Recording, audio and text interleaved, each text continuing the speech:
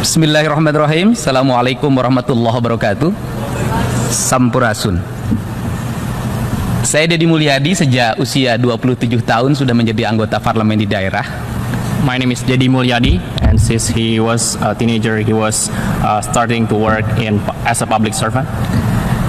Baju yang saya gunakan adalah bajunya orang Sunda, provinsi dengan penduduk terbesar sebanyak 40 juta jiwa di Indonesia, yang sangat menentukan demokrasi di Indonesia.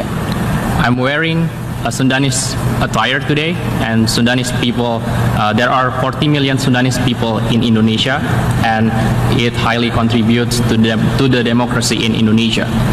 Demokrasi di Indonesia dengan sistem pemilihan langsung berkembang sejak tahun 30-an, dari mulai desa, kabupaten, provinsi, dan negara yang dipimpin oleh seorang presiden.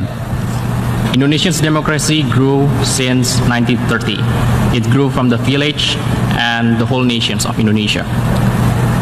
Desa memelopori demokrasi secara langsung sejak 30, sedangkan untuk presiden dimulai setelah reformasi.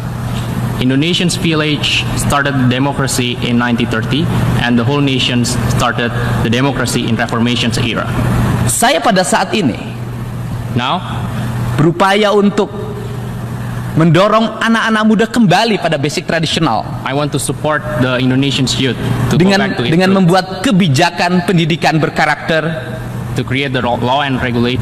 Salah satu pembentukan karakter kepemimpinan yang dikembangkan, One of the leadership development is membuat kebijakan anak-anak desa creating a law and regulations for the Indonesian kids in the village untuk masuk kelas jam 6 pagi, to go into the school at 6 a.m. in the morning, membuat industri kreatif dengan membuat pakaiannya sendiri, creating a creative industry tasnya sendiri, by creating their bags, sekolah tanpa jajan, school without spending money, saling menyayangi dengan berberi makanan satu sama lain.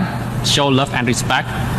Kemudian mereka belajar demokrasi di setiap kelasnya, Therefore, they can study democracy memilih in pemimpin di each setiap class, kelas secara langsung, choose their leader in the class. sehingga ke depan So in future, akan lahir anak-anak muda there are youth leaders that gonna be born. yang memiliki kepemimpinan visi global, So they have a global vision. sehingga terjadi harmoni hubungan peradaban, So we have better kepemimpinan desa dan connections, perkotaan better leadership antar bangsa, between countries. sebagai tujuan dari masyarakat demokrasi, That's the purpose of yaitu democracy. menciptakan keadilan dan persamaan. That is to creating the justice. Hal ini This thing dalam jangka panjang in the long term akan melahirkan hubungan harmoni peradaban is going to reborn the harmonic antara negara maju dan negara berkembang, between the well-developed pedesaan dan countries and perkotaan. developing countries. Maka demokrasi So democracy akan melahirkan kemakmuran dan kesejahteraan bagi seluruh